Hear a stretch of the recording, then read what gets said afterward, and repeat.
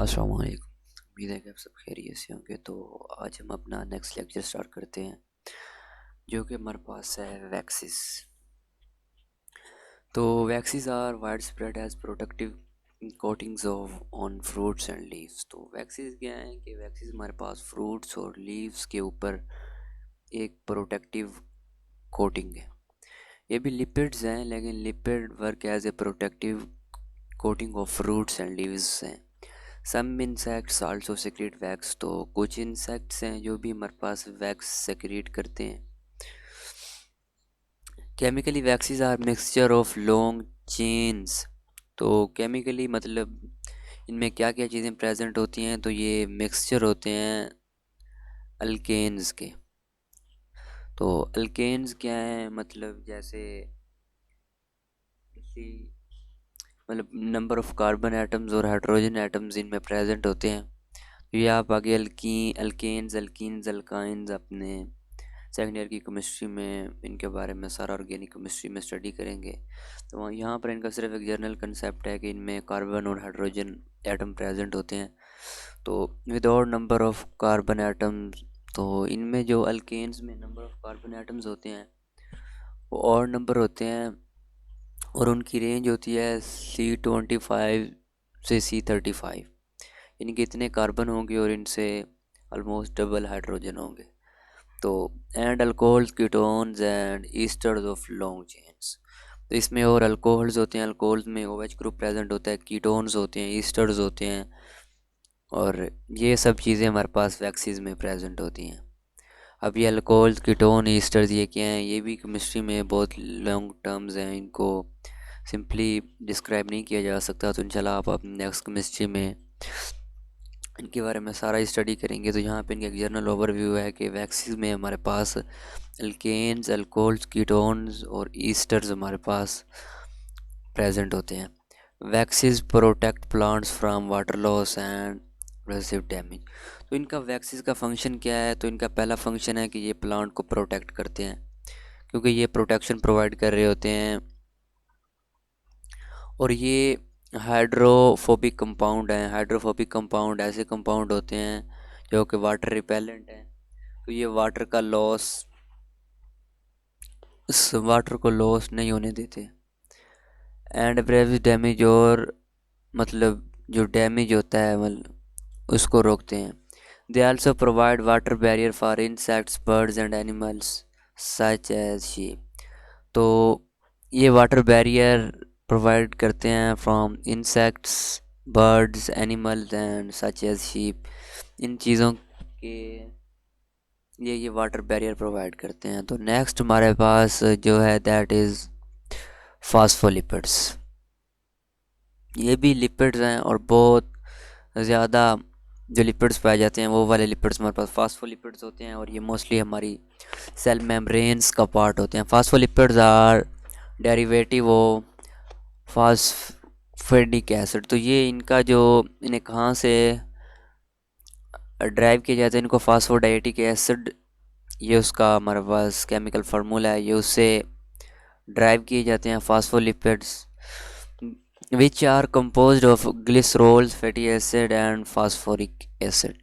तो इनमें तीन चीज़ें होती हैं। First one is glycerol, then fatty acid and then phosphoric acid. Nitrogen bases such as, तो इसमें नाइट्रोजन बेसिस भी प्रेजेंट होती हैं, जिनमें choline ethanolamine ethanolamine and serine are important components of phospholipid. तो फास्फोलिपिड में हमारे पास ये 3 से 4 कंपोनेंट्स हैं जो कि प्रेजेंट होते हैं। They are widespread in bacteria. तो ये सबसे ज़्यादा कहाँ पर पाए जाते हैं, बैक्टीरिया में, एनिमल्स में एंड प्लांट सेल। और प्लांट सेल में ये स्पेशली कहाँ पर प्रेजेंट होते हैं, ये हमारे पास जो सेल मेम्ब्रेन्स होती हैं ये उनका पार्ट होते हैं। तो नेक्स्ट है फास्फोर, यानी कि वन ऑफ द कॉमन। तो इसकी एग्जांपल क्या है कि मोस्टली कॉमन जो हमारे पास फास्फो लिपिड्स पाया जाता है दैट इज़ फास्फोफार्मेटिक डाइसलाइन। तो ये हमारे पास मोस्टली जो फास्फोलिपिड्स पाया जाता है वो ये है। तो ये फास्फोफैटिक एसिड है हमारे पास, उसका फार्मूला है। तो ये वैसे पेपर में कोई इतना आता नहीं है, बस इस दफ़ा आप इसको देख लें। और जो हमारे पास एक फास्फोलिपिड्स होता है, उसके हमारे पास दो रीजन्स होते हैं। एक उसका हेड होता है, दैट इज़ हेड, एंड ये उसकी टेल है। तो जो हमारे पास हेड है, ये हाइड्रोफिलिक होता है, यानी कि ये वाटर की तरफ होता है, वाटर लविंग मॉलिक्यूल्स है। और जो हमारे पास टेल है, टेल इज़ हाइड्रोफोबिक, यानी कि ये वाटर रिपेलेंट होती है और ये वाटर से दूसरी तरफ होती है। तो नेक्स्ट हमारे पास है टर्पिनॉइड्स। तो टर्पिनॉइड्स क्या है? Terpenoids are very large and important group of compound which are made up of simple repeating units, isoprenoids units। मेरे पास जो टर्पिनॉइड्स हैं, ये लार्ज ग्रुप ऑफ कंपाउंड्स है।